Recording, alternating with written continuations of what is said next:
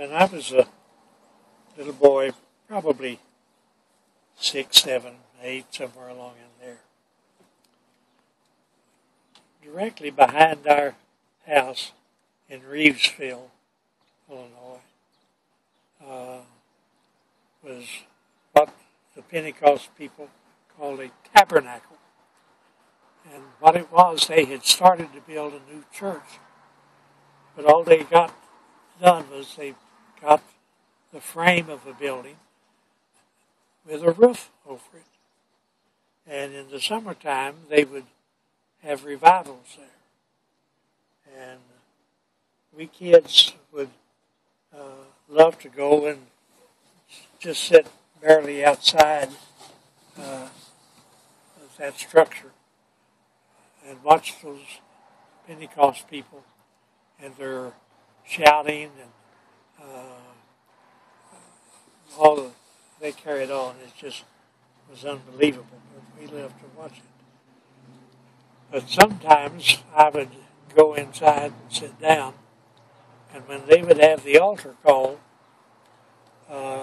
invariably, Sister Cope would say, she would stop everything and she'd say, God is speaking to someone and telling them to come to the altar and get saved. And if they don't, he's liable to strike them dead. And man, I couldn't get to that altar fast enough. I just knew she was talking about me, so I would go up and laying myself down crying, and they would all come gather around me praying. And I know you've heard this before, but on one occasion, one or two of the ladies went over to the house. We lived less than 100 yards from that church. And they came over and got Bess, Mom, and told her, said, Wendell is having a wonderful religious experience at the altar. And Mom nodded knowingly, and she went over and she just walked in and picked me up, sound asleep, and carried me home. But that was the type of thing that would happen every time they would have a revival. But after I would get saved, Sister Cope was so strict, you could not read the funny papers on Sunday, for example.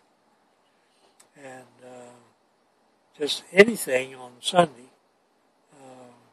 was a sin. Well,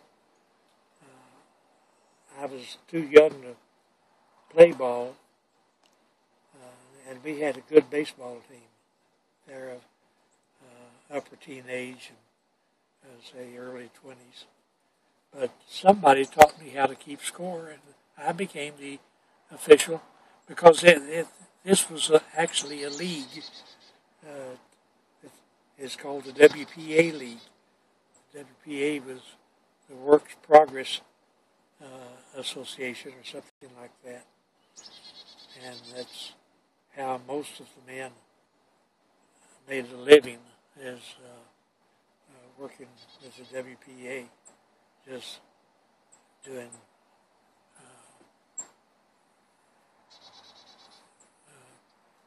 can't think of the term I want to use. But every time she would have a revival, I would get overwhelmed by her altar call, because invariably she would say that God is angry because he wants somebody to come get saved, and they're not doing it. And as soon as she'd say that, I'd make a beeline for that altar. And that's the time that I went up there and went sound asleep. And they went over to get Mom to tell her what a religious experience I was having. Mom came over and picked me up sound asleep, carried me home, put me in bed. But that sort of thing happened every time there was a revival. And they had a lot of revivals. And so you would stop going to the baseball game. And stopped reading the funnies on Sunday. And that lasted about 2 weeks. About 2 weeks. Yeah. And I couldn't stand it anymore. And I would say to myself that you've backslid and you're a backslider.